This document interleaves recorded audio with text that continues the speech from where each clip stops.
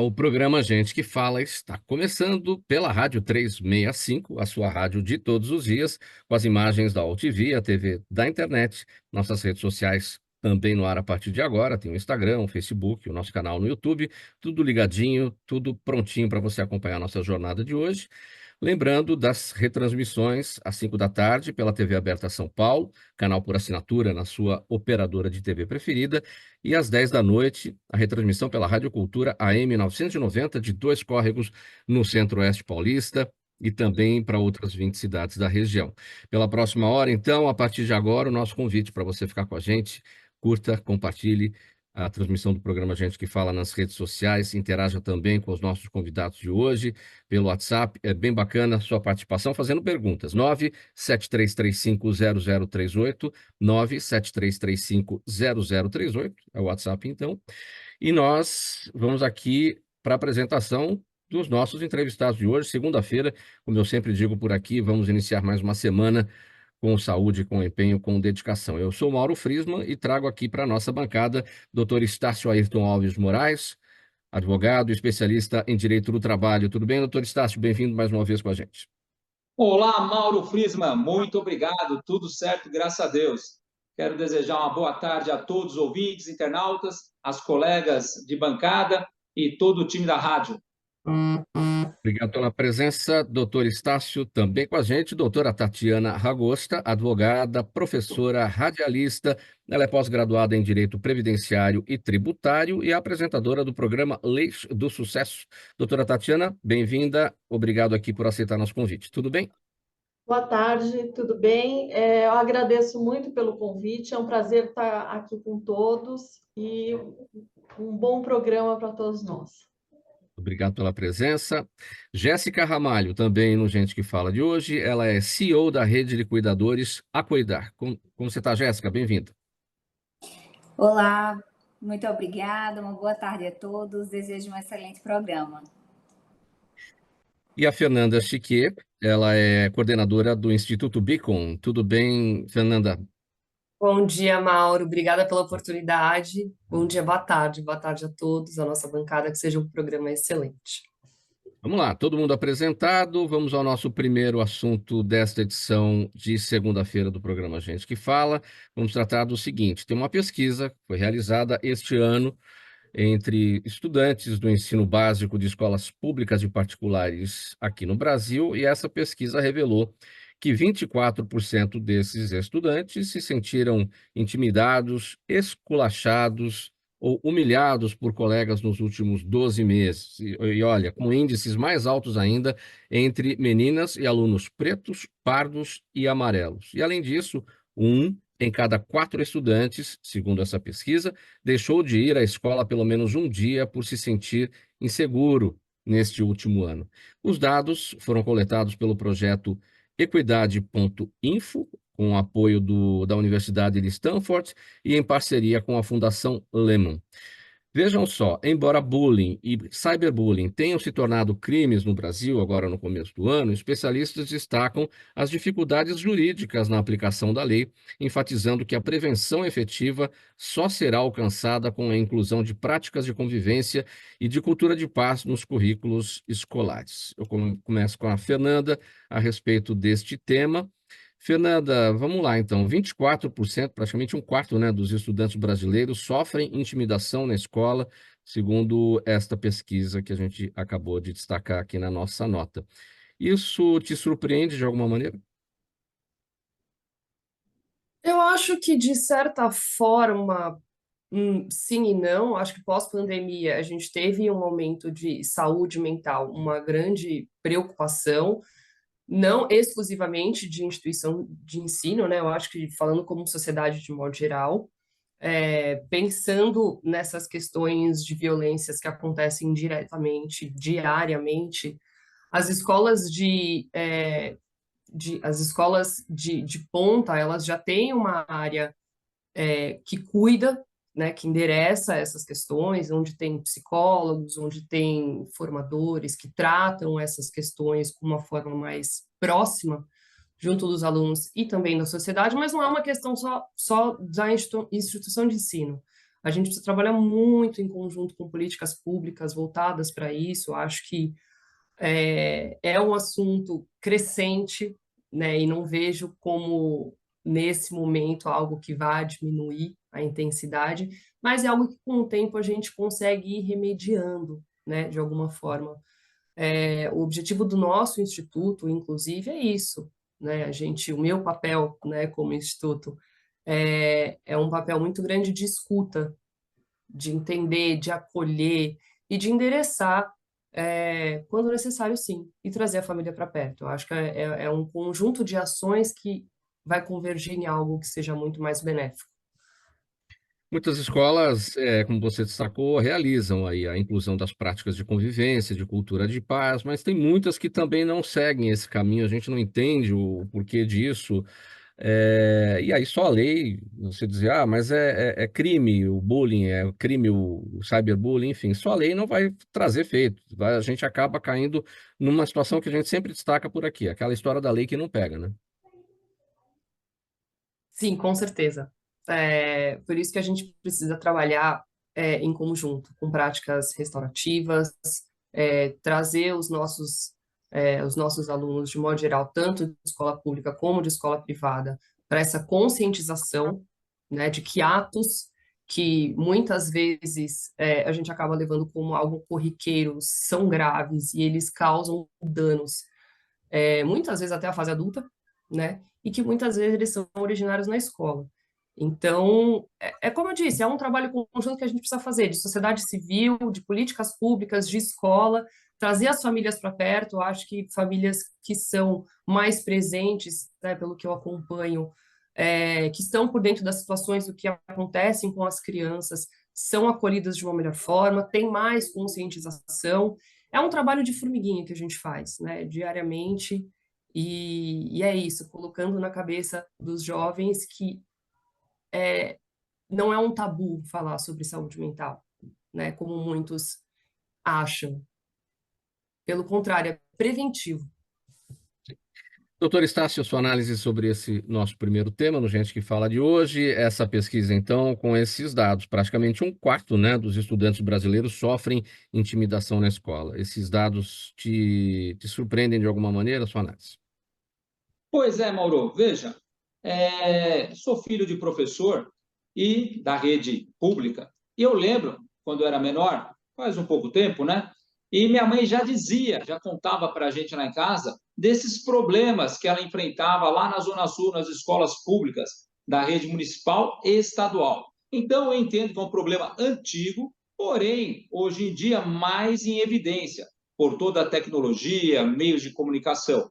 E, claro, deve ser enfrentado com política pública, né? Quem sabe maior infraestrutura nas escolas, quem sabe profissionais da psicologia nas escolas e a lei, como você bem disse, lei no Brasil tem muita e só no Brasil tem essa frase que você falou, essa lei não pegou. Agora, neste assunto em específico, eu entendo que a lei vem de cima para baixo. E como diz a Fernanda também, o certo é de baixo para cima, começar uma conscientização das famílias, da sociedade civil, para que os alunos, as nossas crianças, que é o futuro desse país, cresçam com essa consciência também de não ofender um ao outro, né? Doutora Tatiana, sua análise, como destacou aqui o doutor Estácio, né, filho de professores, e ele mesmo destacou, né, o problema, ele sempre ouviu, né, em casa, o problema é muito antigo, de fato, e a gente tem as informações pelas pesquisas, pelos números, ou seja, dados não faltam, né, para mostrar o inimigo, a gente sabe qual é o inimigo, mas temos a dificuldade em combater. Sua análise sobre essa dificuldade, sobre os desafios impostos, sendo que a gente tem condição de partir para cima disso. Claro, eu acho que isso é uma responsabilidade coletiva, que a gente precisa o quê? De educação, e isso começa dentro de casa, a gente precisa de cidadãos mais conscientes, né, e empáticos com essa questão toda. Então, isso é também trazer os pais para conversar, porque a gente vê muita coisa errada e às vezes os pais, porque assim, quanto isso é uma questão mais recente. Antigamente era muito pior esse bullying, isso tudo. Então, agora está mais em voga essa questão. Então, assim, precisa conscientizar esses pais para educar melhor, porque muitas vezes deixam para a escola que tem que educar. Não, começa dentro de casa. Então, e também a existência de lei só por si não vai resolver. A gente precisa de capacidade para aplicar essas leis de maneira justa e consciente, para que daí sim a gente possa, da melhor maneira possível, tentar assim minimizar essa questão do Sim. bullying. Jéssica Ramalho, a doutora Tatiana toca num ponto importante, essa questão, dos pais entenderem que tem o seu papel, que é a educação, e tem o papel da escola, que é o ensino. A educação começa em casa, né? Muitas vezes os pais acabam deixando para a escola determinadas responsabilidades e atribuições, e são falhas que ficam para trás e que pode estar aí, pode ter o pano de fundo do bullying, do cyberbullying, essa questão que vem de casa, né? Isso. Concordo plenamente. Inclusive, eu acredito que trazer os pais para a escola também, para que os pais acompanhem de perto tudo o que está acontecendo e possam entender o que é que aquele filho está fazendo com o filho do outro, para que ele possa conversar e dar conselhos para que o seu filho desenvolva de forma melhor. E outra, assim, sugestão que eu acho que seria muito viável para a comunidade em si é trazer junto para a escola estratégias de multas positivas. Então, muitas vezes a gente vê a multa como algo negativo. Então, se alguém faz algo negativo, vai ser recriminado, ele vai ser punido de alguma forma. E se as escolas pensassem em estratégias para que quando as crianças desenvolvessem algo positivo, quando elas fugissem daquele comum, elas fossem bonificadas de alguma forma. Essa seria uma estratégia de trazer para o bem, né, as crianças que em alguns momentos se desviam e muitas vezes pela presença frequente da tecnologia.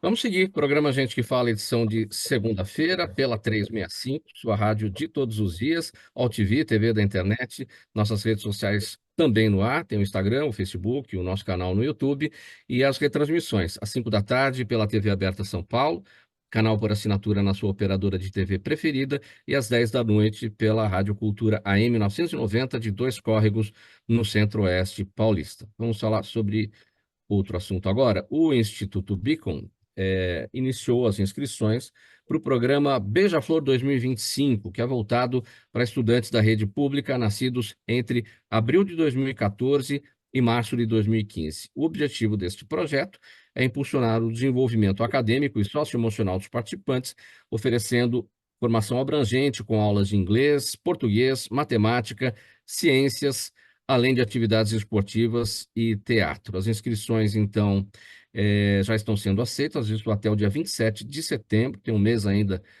pela frente, e as aulas começam em fevereiro do ano que vem, com duração de 1 ano. Fernanda, vamos falar mais dos objetivos do Instituto a partir do programa Beija-Flor.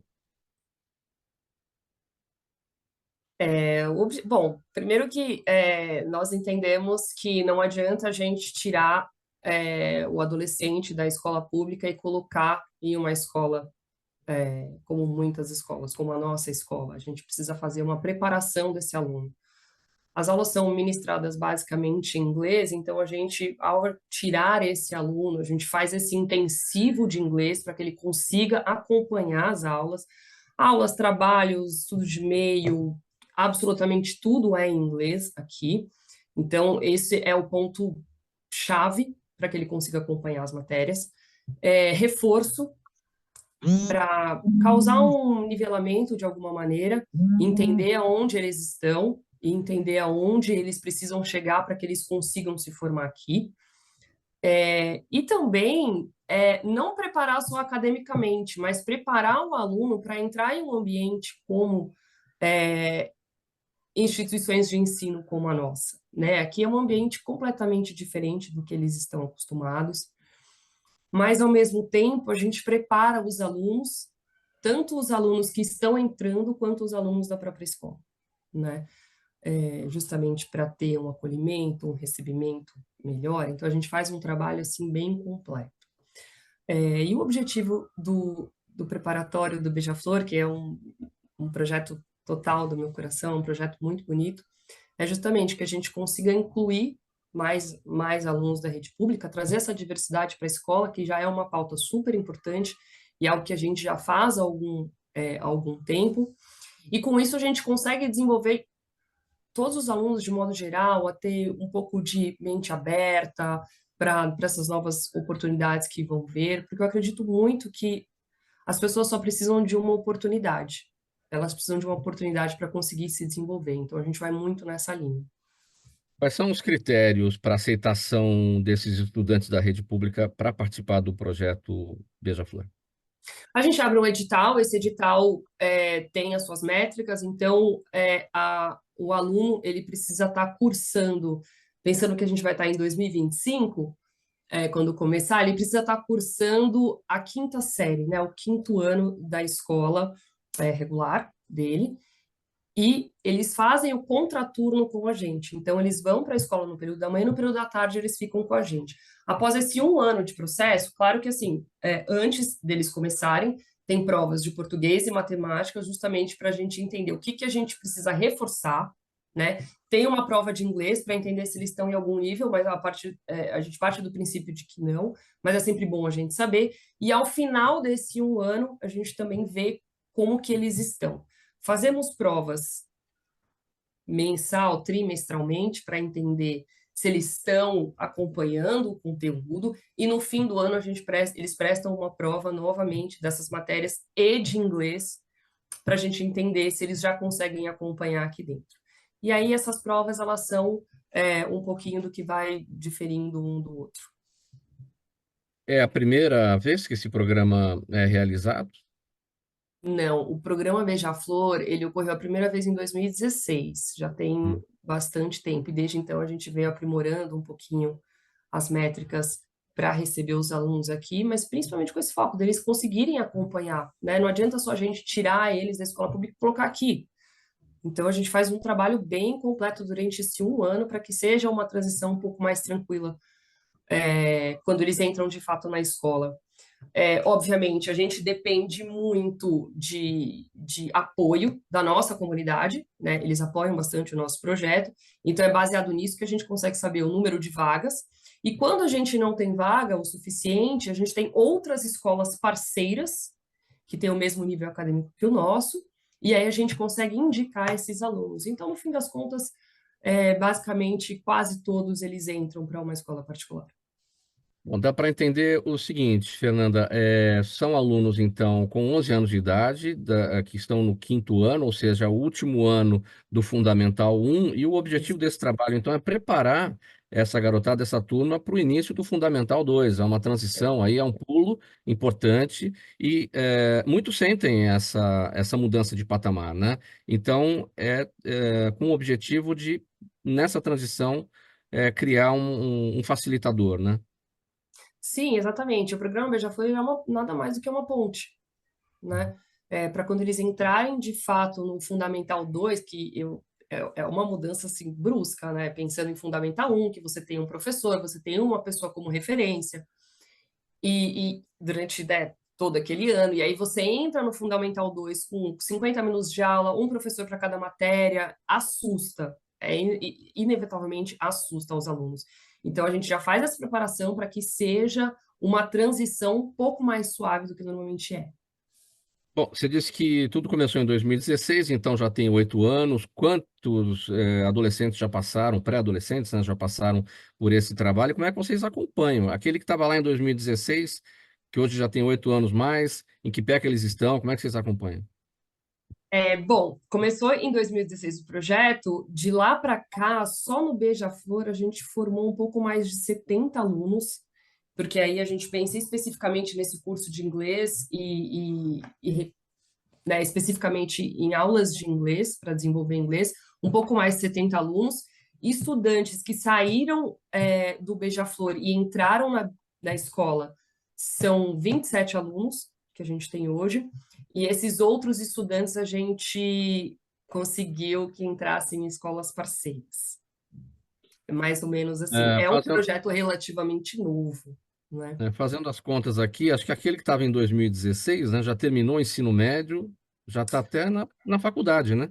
Teve, o ano passado foi a nossa primeira formação, né? 3 alunos nossos se formaram. Tivemos alguns cases maravilhosos, né? Alunos que passaram em primeiro em diversas universidades, não só aqui no Brasil, mas também fora do Brasil, né? E outros alunos que também que optaram por fazer cursinho para garantirem uma nota melhor, né, nas escolas aqui do Brasil, nas faculdades aqui do Brasil. Então a gente Bom, teve alguns cases de sucesso. vocês entregam o garoto, a garota preparados para o início do Fundamental 2, certificados, tem um certificado de trabalho. Aqui na escola, especificamente, a gente trabalha com o currículo IB, né, que é um currículo internacional, então ele já sai daqui com essa possibilidade de prestar universidades fora do Brasil, e tudo certo, e também com a nossa grade curricular normal do Brasil. Então ele sai, teoricamente, né, se o aluno passar nos 2 currículos, ele sai com 2 currículos daqui da escola. Legal, Fernanda. Bom, vamos dar o caminho das pedras, então, para fazer a inscrição, como é que funciona, onde fazer. Para fazer a inscrição nas nossas redes sociais, tem o link que vai direto, ou no nosso site, no site tanto da Beacon quanto no site do Instituto, ele é direcionado para a gente.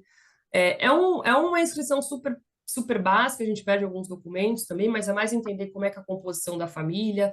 A gente pede também um pouco do currículo escolar da criança para entender como é que eles estão. E aí a gente faz essa seleção, vai ter um dia de provas onde a gente conhece as famílias, a gente faz entrevistas com as famílias, até para entender se elas estão preparadas também para apoiar os seus filhos em uma escola como a nossa. E aí a gente vai fazendo essa separação. Mas no nosso site, basicamente, está lá o nosso edital e todas as métricas para que o aluno faça parte.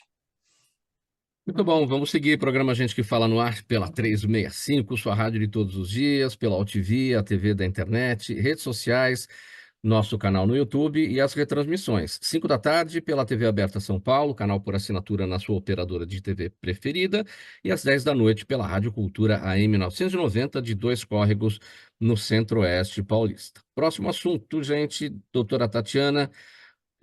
Olha, esse mês, pessoal, a Previdência Social começou a fazer um pente fino nos benefícios do INSS. O governo federal entende que existem pessoas recebendo o BPC, o benefício de prestação continuada, e também o benefício por incapacidade temporária, o antigo auxílio-doença, né, sem ter direito a esses benefícios. Então, o objetivo é revisar 680 mil benefícios e, se possível, economizar mais de 20 bilhões de reais por ano para o governo federal.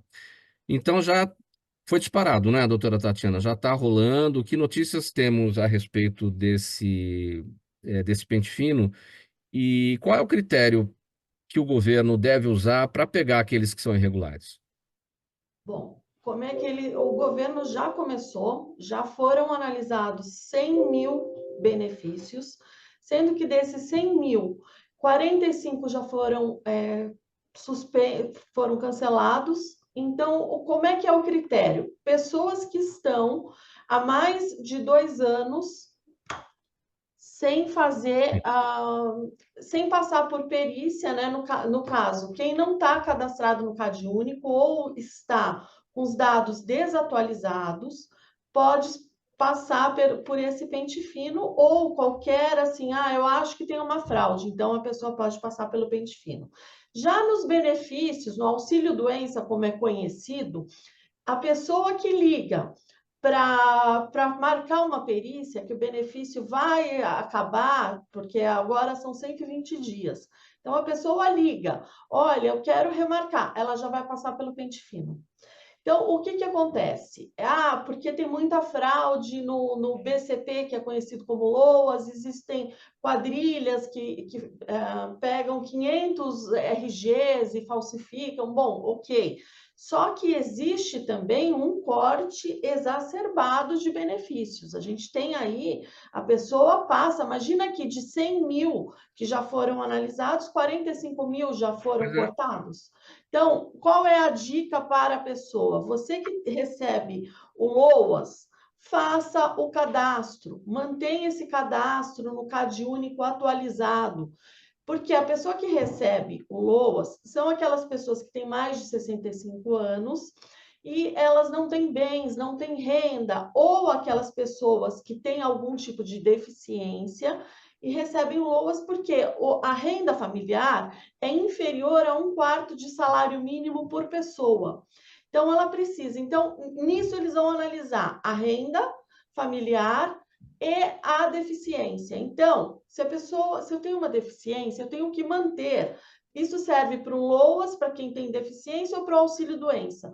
Mantenha todo o histórico médico, faça exames, vá no médico, mantenha, mostre a receita que você está tomando, quais remédios, porque às vezes a pessoa tem a deficiência ou está doente, só que não vai no médico. Chega lá, o que que acontece? Eles cancelam o benefício.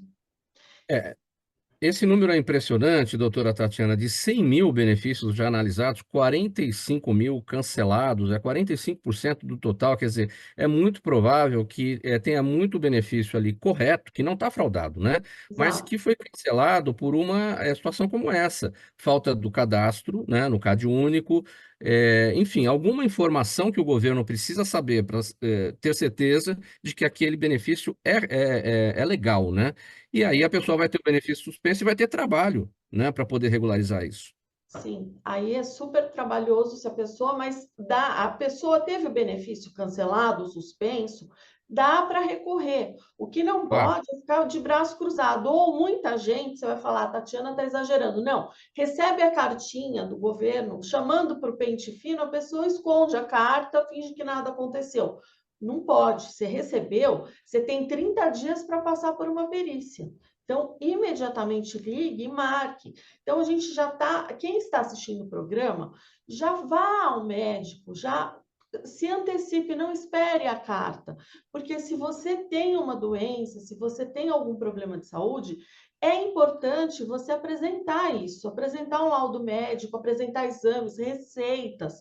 Então, isso é importantíssimo. Faça o cadastro no CadÚnico, deixa tudo certinho, porque na hora que te chamarem, você não vai ter tempo hábil para juntar toda essa documentação.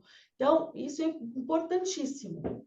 Aqueles que estão com o CadÚnico em dia, ou seja, de 2 anos para cá, esses estão livres do pente fino ou também vão passar por ele, não por conta do cadastro, mas por conta da comprovação, né, de que, no caso do BPC, a pessoa é de fato. é, Ela está dentro do critério porque tem mais de 65 anos de idade, porque a renda per capita da família é de 1/4, de cada membro da família é de 1/4 do salário mínimo, enfim. O que que ela tem que ter, mesmo que ela esteja no CadÚnico, tudo certinho de 2 anos para cá. Bom, isso já melhora a situação, a chance já é menor de ser chamada, mas não impede, porque qualquer suspeita de fraude, a pessoa será convocada. Ou muitas vezes a pessoa tem um membro, um filho que começou a trabalhar que não trabalhava, mudou a renda da família. Então, isso Sim. pode gerar o cancelamento. Então, todo cuidado é pouco. Então, precisa ficar aí alerta para não ter problema. Os caminhos hoje são muito fáceis, né, para você chegar na Previdência Social, entender a sua vida previdenciária, ver se está tudo em ordem. Basta uma consulta lá no meu INSS para saber se está tudo bem, ir até uma subprefeitura para ver como é que está o CadÚnico. O CadÚnico você consegue consultar pela internet. Então, você entra até no site de busca, você digita lá CadÚnico, você consegue, com o CPF da pessoa, entrar e analisar a situação, como é que está, ou então agendar para fazer né, para atualização. Tudo isso você consegue agilizar pela internet. Tá? Não Então, dá para saber ainda desses 45 mil o que de fato é alguma irregularidade e o que é de fato fraude. Ainda não dá para saber. não dá para saber, porque Uhum. aí você tem que analisar caso a caso, né? Só a pessoa com a cópia do processo administrativo, com tudo que aconteceu, aí sim, mas precisa analisar. Deixa eu aproveitar, doutora Ragusta, para tocar num outro assunto que tem chamado atenção, porque aconteceu comigo. Está havendo uma tem uma quadrilha aí em ação usando nomes de advogados, mandando cartas aí para clientes, enfim, pedindo dinheiro para isso ou aquilo, enfim. E assim, é muito real essas cartas, esses comunicados, vêm com todos os seus dados, com todas as suas informações, com o seu endereço certinho, e muita gente está caindo nisso, mandando dinheiro, depositando, enfim. E é uma quadrilha aí forte nessa história. O que está acontecendo? Bom, as pessoas, elas conseguem pegar os dados através do processo judicial, porque o processo, um advogado, ele consegue entrar no processo e obter todos os dados da pessoa. E são quadrilhas, então o que que acontece? Um advogado entra, pega todos os dados e passa para a quadrilha, e aí eles fazem uma carta, fizeram até numa das vezes o logotipo do meu escritório. É uma coisa muito bem bolada. E aí, olha, tem um Ah, você precatório também passou por isso. Você também passou por isso. no último mês 3 vezes. De um mês para cá, 3 vezes. Quer dizer uma coisa? E entram em contato, fizeram contato com clientes que eu não vejo há 20 anos. Quer dizer, foi uma coisa absurda o que aconteceu. E eles entram em contato dizendo: olha, para você receber o precatório, você precisa me pagar 8.000 reais. Fazem toda, porque você tem 100.000 reais para receber. O que que a pessoa faz? Às vezes liga, eu demoro para responder, eu estou numa audiência, a pessoa vai lá e deposita, porque eles ficam: olha, tem que ser hoje, se você não fizer isso agora, você não vai receber. E aí a pessoa vai lá e deposita. A gente conseguiu reverter, porque ele fez uma TED depois das 5 horas da tarde, a gente conseguiu cancelar.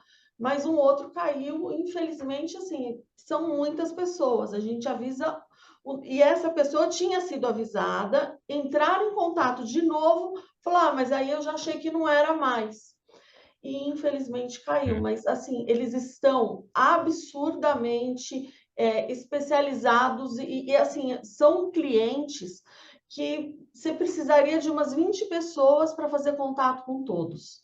Então, para você ter a noção do grau que eles estão, assim, sabe, evoluídos para o golpe, foi muito É. absurdo, absurdo mesmo. Todo cuidado é Mauro, pouco. Deixa eu ouvir o doutor Estácio também. Estácio, fala um pouco. Você é, também passou por isso? Quais são as orientações para os clientes dos advogados?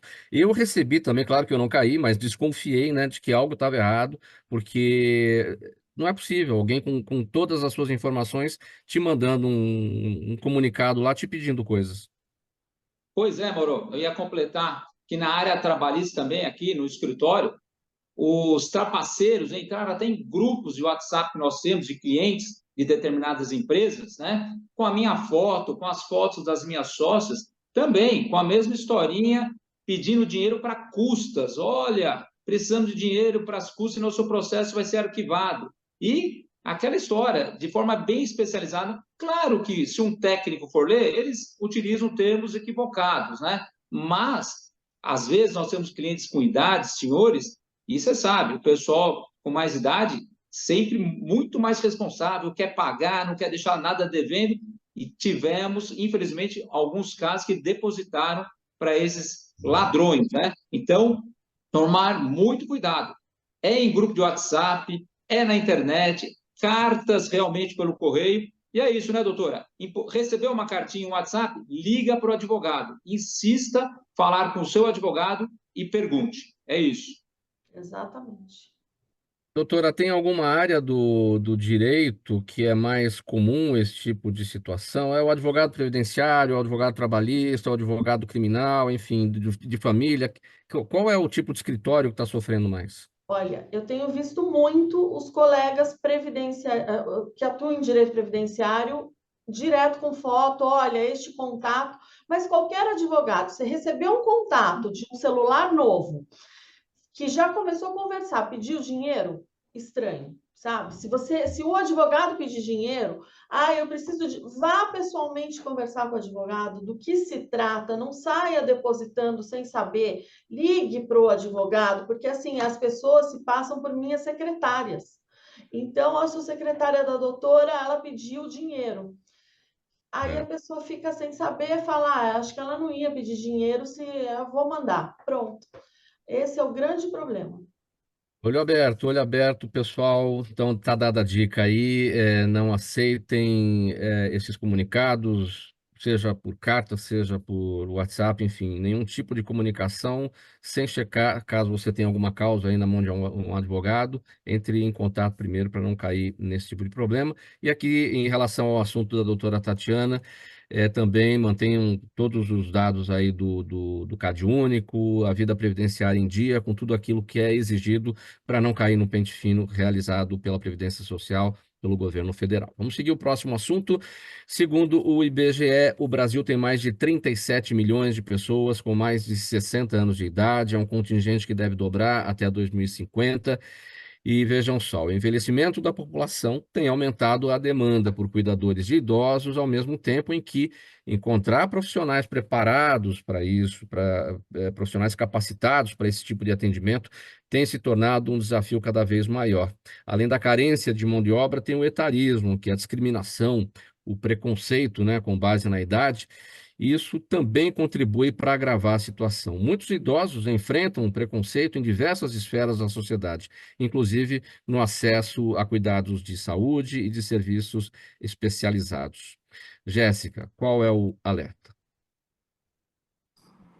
Bom, eu como fundadora de uma marca que surgiu há 8 anos para cuidar de pessoas idosas, posso afirmar que a gente vem mudando essa realidade.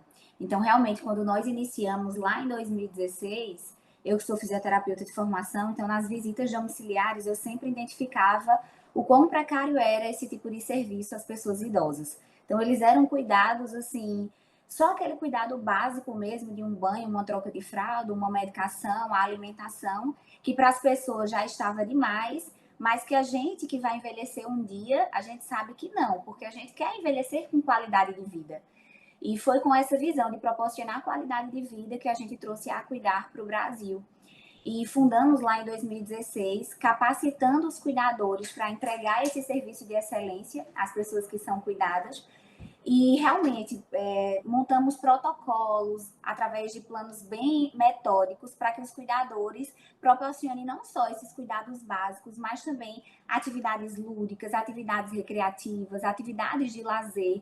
Então, eles são levados para passeios, fazem jogos, assistem filmes, ouvem músicas que gostam, releem histórias. Então, tudo isso faz com que eles tenham o conforto, a segurança e também a qualidade de vida. E a gente vem mudando essa história. Então, hoje já são milhares de pessoas cuidadas em todo o Brasil.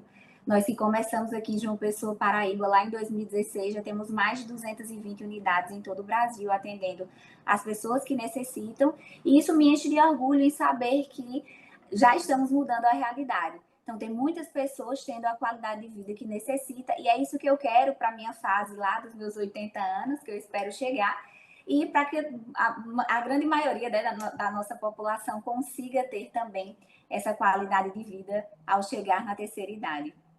Ô, Jéssica, como ligar o desconfiômetro, né? Como a gente deve perceber na hora de contratar uma mão de obra de cuidador, de idoso, para saber se a pessoa de fato está capacitada, tem aquela entrevista que se faz e tal, mas a prática do dia a dia é que vai dizer, né? Como é que a gente faz É para saber verdade. que a pessoa está de Então, a acordo? gente faz um protocolo bem rigoroso, um processo seletivo de análise de currículo, de antecedentes. Então, a gente estuda bem os antecedentes dessa pessoa, mas também entrar em contato com os últimos locais que ela trabalhou e conversar com as pessoas, sabendo como era o comportamento, se era uma pessoa assídua, pontual, se era uma pessoa que se comportava como se deve, se tinha amor no cuidado, porque a gente preza muito por isso. Então, ter esse cuidado de entrar em contato com os locais que ela já trabalhou, com certeza vai fazer diferença na escolha da pessoa ideal. É, o mercado ele tá aberto para porque aparentemente é uma mão de obra mais para a mulher, mas tem muitos homens também entrando nesse mercado. Como é que isso está funcionando? Sim, continua sendo 90% mulheres, né? Então as mulheres ainda dominam o mercado de saúde em geral, mas os homens, eles vêm ganhando espaço principalmente para cuidar de outros homens. Então, muitas vezes, como é algo que está na intimidade, então tem a questão do banho, como eu falei, da troca de fralda. Então, homens se sentem mais confortáveis sendo cuidados por outros homens. Então, nessas situações, os homens vêm ganhando espaço e cada vez mais eles vêm buscando a formação em cuidador de pessoas idosas também. Claro que todo profissional é sempre uma pessoa em evolução, né, dentro da carreira que escolheu, enfim, é um aperfeiçoamento constante. Mas, qual é o tempo mínimo necessário para a formação de um cuidador para dizer: "Olha, você já está preparado, você já tem condições de ir para o mercado e de enfrentar as dificuldades", porque não é fácil. Você pode, cuidar de um idoso que tem uma doença degenerativa, um Alzheimer, um Parkinson, ou cuidar de um idoso que precisa mais exatamente de uma companhia do que alguém que ele tem autonomia ainda, enfim. Então tem idosos e tem idosos. Exatamente, tem vários níveis de complexidade, desde os mais básicos até os mais avançados. Mas a formação mínima que nós buscamos são pessoas que tenham pelo menos 2 anos de curso. Então, os cursos de cuidadores que têm longa duração, são os cursos com 2 anos, eles têm tanto vivência teórica quanto vivência prática. E aí, nessa vivência prática, eles conseguem ter noção de como verificar uma pressão, como verificar uma glicemia em idosos que têm Alzheimer, por exemplo, como proceder em casos. Ah, o idoso engasgou, e agora? O que é que eu vou fazer? O idoso sofreu uma queda, e agora? Está com sangramento. Então, são situações delicadas comuns na vida de um idoso que, se o cuidador não estiver bem preparado, o idoso pode ir a óbito. Então, ter essa formação com vivências práticas faz total diferença. Existem alguns cursos mais resumidos, de 3 meses, cursos mais teóricos, que essas pessoas não saem tão qualificadas. Então, é importante na escolha, né? Ah, vou contratar um cuidador para o meu idoso. Então, ter esse olhar de procurar pessoas com a formação de longa duração, com vivência tanto teórica quanto prática. O cuidador de idosos já é a profissão do presente, porque, olha, eu destaquei aqui, são 37 milhões de pessoas com mais de 60 anos de idade, isso deve dobrar até 2050. Vamos pensar que em 40 milhões são 80 milhões, para 210 milhões que nós somos, 220, né? Mais de um terço, né, da população, É uma boa que vai parcela. precisar de gente especializada para cuidar, né? É a profissão do presente já? Exatamente, é uma profissão que vem ganhando espaço. Inclusive, nós estamos até lançando um curso de cuidador também, porque começamos a sentir a dificuldade de ter pessoas com a qualificação que nós desejamos. Então, como a gente preza muito pela excelência, aí a gente pega essas pessoas do mercado e aperfeiçoa aqui na marca, na nossa empresa. E aí agora nós decidimos ter um curso que forma essas pessoas com esse olhar diferenciado, justamente porque tem a demanda, mas em alguns momentos não tem a mão de obra tão qualificada assim. Então, é uma formação que vem crescendo no mercado, que tem uma demanda cada vez maior pelo envelhecimento realmente da população está em ascensão e que muitas vezes não tem as pessoas qualificadas. Então, até quem está nos assistindo, se for alguém que gosta desse cuidar, invista nesse mercado, invista em estudar sobre, porque é algo que tem forte potencial de crescimento. Pergunta que não quer calar, média salarial. Ah, varia muito. Então, tem cuidadores que começam ganhando o salário mínimo e outros que podem chegar até 5, 6 mil reais por mês. Então, para o nosso país, é um salário que brilha os olhos de muitas pessoas. Uhum. Muito bem, vamos seguir, né? Tomara tenhamos aí um contingente muito bem preparado, porque de fato a população brasileira está envelhecendo, já está, né, num ponto aí, 37 milhões de pessoas acima dos 60, é bastante gente, esse número é importante, é bem superlativo, uma boa parte certamente, né, não está nem com boa saúde mais, não é, Jéssica? Exatamente, Mauro. Inclusive, é um crescimento mundial. Para vocês terem uma ideia, no Japão, algumas empresas pararam de produzir fraldas descartáveis para crianças, para aumentar a produção de fraldas descartáveis para os idosos, porque os idosos eles vêm crescendo e como a taxa de natalidade lá é pequena, então vem ganhando esse espaço. Então é algo a nível mundial que precisa realmente e ter pessoas, como eu falei, todo mundo quer envelhecer com qualidade de vida. Então, a gente envelhecer sabendo que pode contar com alguém que está bem qualificado, bem capacitado, de confiança para nos ajudar no dia a dia, faz total diferença. Muito bom. Vamos seguir, gente. Programa Gente que Fala, edição de segunda-feira e pela 365, sua rádio de todos os dias, All TV da internet, redes sociais, nosso canal no YouTube e retransmissões pela TV Aberta São Paulo, canal por assinatura na sua operadora de TV preferida, e também pela Rádio Cultura AM 990, de Dois Córregos, no Centro-Oeste Paulista. A TV Aberta São Paulo, às 3 da tarde, a Rádio Cultura Rádio Cultura AM 990, às 10 horas da noite. Doutor Estácio, vamos falar sobre o seguinte: o Tribunal Regional do Trabalho de Campinas acolheu a solicitação de uma trabalhadora para alterar o seu pedido de demissão para dispensa imotivada e condenou a empresa a pagar as verbas rescisórias devidas a ela. Vejam só, a Justiça reconheceu por unanimidade que a decisão da trabalhadora de encerrar o seu contrato com a empresa foram as práticas de assédio sexual reiteradas cometidas contra ela pelo seu superior hierárquico. O colegiado, o Tribunal Regional do Trabalho lá de Campinas, considerou que as provas eram suficientes para configurar assédio sexual por intimidação, com piadas desrespeitosas, contatos físicos não consentidos e muitas outras coisas aí. Doutor Estácio, que caso é esse, hein? Muito bem, Mauro, muito bem. Uma grata decisão vinda lá do tribunal, com sede lá em Campinas, que serve de um alerta muito importante para aquelas pessoas, homens ou mulheres, diga-se, né? Homens ou mulheres podem ser vítimas de assédio sexual.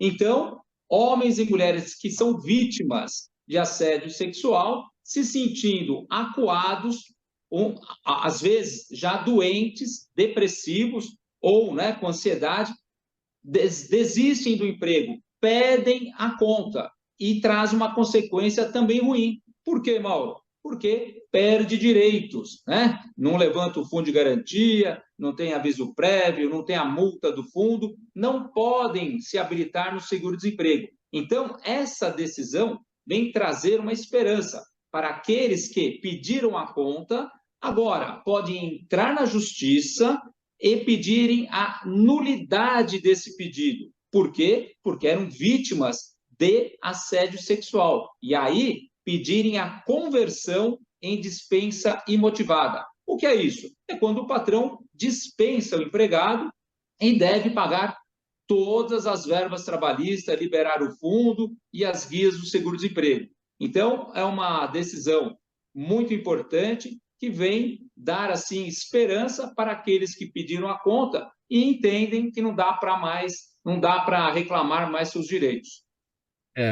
Na prática foi o seguinte, né, doutor Estácio? A Justiça do Trabalho de Campinas entendeu que a trabalhadora, a funcionária, pediu as contas porque ela se sentiu obrigada a fazer isso por conta do assédio que ela sofria, porque ela não seria demitida. Se ela pediu as contas, ela ficou sem receber as verbas rescisórias, ou seja, foi prejudicada 2 vezes, né? Porque pediu as contas e não recebeu, e por ter passado por toda essa situação de assédio, e isso é crime. Exatamente. O assédio sexual é crime desde 2021. O assédio moral é outra coisa, não é crime ainda, tem até projeto. Então, o assédio sexual, que é no ambiente de trabalho, quando a situação é lá no metrô, é lá no ônibus, é importunação sexual. Já no ambiente de trabalho, é o assédio sexual, que é crime e é motivo de justa causa também para o assediador. E para a vítima, se a empresa nada faz, Mauro, nada, não dá suporte, não demite o assediador, a vítima, o empregado, ainda tem direito a uma reparação por dano moral contra o patrão. Então, como é que corre isso em favor dela agora em relação ao assediador? Quer dizer, o assediador, a empresa vai ter que decidir o que vai fazer com ele, porque ele cometeu um crime ali. Mas em relação a um outro processo movido por parte dela, por danos, enfim, que ela tenha sofrido por conta desse assédio. Então, na verdade, se o assédio foi no ambiente de trabalho, e deve ser no ambiente de trabalho, né? Essa trabalhadora, quando entrou com a ação para pedir a nulidade do pedido de demissão, poderia acumular a ação também com pedido de dano moral, porque a empresa nada fez com relação ao seu preposto assediador, né? E a vítima ainda poderá, se for o caso, levar a notícia desse crime até a autoridade policial, aonde se iniciará um inquérito policial para se apurar a prática de crime e depois encaminhar ao Poder Judiciário. Então, essas são as alternativas que a vítima de assédio tem, que é muito bom, né? todo internauta, todo ouvinte da 365 ficar sabendo que tem direitos, pode reclamar tanto na esfera criminal quanto na trabalhista. E você destacou, né, isso vale tanto para mulheres quanto para homens. Afinal de contas, tem homens que também são assediados no ambiente de trabalho por outros homens e até por mulheres. Exatamente, a lei permite, a lei estabelece, né, que a vítima do assédio sexual pode ser tanto homem como mulher. Isso no ambiente de trabalho, né, pode acontecer e acontecendo com o homem ou com a mulher é crime e é motivo de justa causa do assediador. Já a vítima, se demitida for ou se pediu a conta, conforme o acórdão vindo lá de Campinas, pode reverter isso na Justiça do Trabalho. Porque, como você disse, ela já é vítima do assédio e ainda vai ser penalizada pedindo a conta, perdendo direitos. Quer dizer, é uma dupla punição, né, Mauro? Vamos para as perguntas da audiência aqui bem rapidinho. Eu vou pedir brevidade e objetividade a todas as respostas para a gente chegar no final. O tempo já está correndo aqui apertado. Já o Estácio está falando e o Jaime está com pergunta aqui para você, então vou aproveitar o embalo. Quais são os direitos? Obrigado, Jaime, aqui pela pergunta sempre, participando todos os dias. O Jaime aqui do Jardim Bonfilholi, na zona oeste da capital. Quais são os direitos, ele pergunta, direitos trabalhistas, né, de motoristas de aplicativo? Pois é, Jaime, boa pergunta. Por enquanto, é um contrato feito direto com a plataforma e não tem direito trabalhista. Muito se discute, né, lá no Supremo com relação ao vínculo de emprego ou não. Estamos aguardando, estamos na expectativa. Se tiver vínculo de emprego, aí todos os direitos trabalhistas. Acho difícil. Jéssica, o Roberto está no Instagram e quer saber de você quais são os requisitos para ser um cuidador. Quais são as habilidades, né?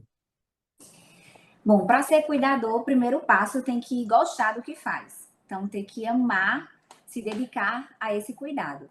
Depois, ter formação na área. Então, ter o curso de cuidador de pessoas ou de idosos, se for voltado para o cuidado de idosos, que foi o que a gente estava conversando. E ter certa experiência. Algumas pessoas não têm experiência nenhuma, pode iniciar, a gente precisa começar para poder ter experiência, mas os que já têm alguma experiência, alguma bagagem, conseguem ingressar mais rapidamente no mercado de trabalho. Sim. Doutora Tatiana, a pergunta aqui da Roberta, ela está no Facebook. Ela quer saber a sua avaliação sobre a reforma tributária que está em tramitação no Congresso Nacional. Na verdade, a regulamentação, né, a implementação prática da reforma que tem várias etapas a ocorrer, né? Algumas já ocorreram. Como é que está isso? A sua avaliação sobre isso? E eu engataria uma outra pergunta aqui, que ela está falando da tributária, eu perguntaria da previdenciária, né? Porque pode ter outra pela frente, né? Isso. Então, o que acontece? A reforma tributária, a gente vê aí vai ter uma simplificação de impostos, né? Eles vão. Só que, por outro lado, a pessoa vai ser mais tributada ainda. Então, o que acontece? Por um lado facilita, mas por outro vai aumentar aí a carga tributária. Agora, o que é o meu xodó, que é o previdenciário, a gente provavelmente vai ter uma outra reforma. O presidente Lula já está super pressionado pelo Haddad, assim, ele está segurando o máximo que pode para não ter a reforma, mas já estamos, assim, praticamente em vias de uma nova reforma, porque muita gente, pelo pente fino, a gente pode ver aí que assim, é justamente economizar recursos públicos, porque isso daí está, assim, muita gente recebendo benefício, auxílio doença, BCP, então a tendência é cortar. E a reforma, uma nova reforma previdenciária, o que vai acontecer? Cada vez que a gente tem uma reforma, piora a situação da pessoa. Cada reforma fica mais difícil você ter o benefício, são mais anos trabalhados, mais requisitos, então cada vez mais difícil, cada vez a população fica mais longe da aposentadoria. Então, e uma coisa que acontece muito quando tem uma reforma da Previdência, a pessoa fica, mas eu já tenho direito adquirido. Não, se falta um ano para você, você tem uma expectativa de direito, você não tem um direito adquirido. Direito adquirido só ocorre para aquela pessoa que já pode se aposentar e não foi pega pela reforma. Isso é um direito adquirido. E, Fernanda, a última pergunta vai para você, bem rapidinho a resposta. O Johnny está no Facebook, quer saber quais podem ser os problemas de relacionamento de uma criança com seus colegas na escola se ela tiver 2 pais ou 2 mães. Excelente pergunta, inclusive. Isso é uma pauta trabalhada na escola também, a gente leva tão a sério quanto a questão de saúde mental, até porque um puxa o outro, né, dependendo do que acontece.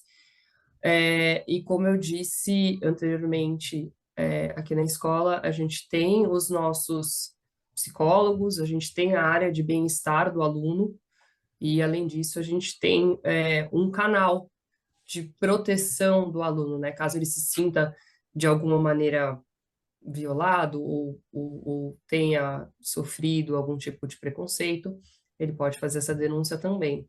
Então, a gente trabalha isso de uma forma extremamente séria aqui na escola e a gente acompanha muito de perto com todos esses canais que a gente tem. Muito bem, gente, vamos colocar um ponto final aqui na nossa edição do programa Gente que Fala. Abrimos muito bem essa semana com as análises e os assuntos todos tratados e debatidos aqui, com o doutor Estácio Ayrton Alves Moraes, advogado, especialista em Direito do Trabalho, doutora Tatiana Ragosta, advogada, professora, radialista, pós-graduada em Direito Previdenciário e Tributário e também apresentadora do programa Leis do Sucesso, a Jéssica Ramalho, CEO da Rede de Cuidadores A Cuidar, e a Fernanda Chiquier, coordenadora do Instituto Beacon. Muito obrigado, gente, pela presença de vocês todos nessa nossa edição. Obrigado pelos esclarecimentos, por aceitar o nosso convite aqui para conversar com a nossa audiência. O programa Gente que Fala fica por aqui, a gente põe um ponto final. Sempre realização da ABECOM, 23 anos no ar. Apresentação minha, Mauro Friesman. Pauta e redação do Luiz Ferro, a Zenilda Salvato, nossa diretora de produção, o jornalista Fausto Camunha, nosso diretor-geral, e você aí do outro lado, espectador, internauta, ouvinte, a razão da nossa presença sempre por aqui. A gente volta amanhã pela 365, sua rádio de todos os dias, AltV, TV da internet, redes sociais, nosso canal no YouTube, retransmissão às 5 da tarde pela TV Aberta São Paulo, canal por assinatura na sua operadora de TV preferida, e às 10 da noite pela Rádio Cultura AM 990 de Dois Córregos, no Centro-Oeste Paulista. Obrigado, gente. Um abraço a todos. Tchau. Até amanhã.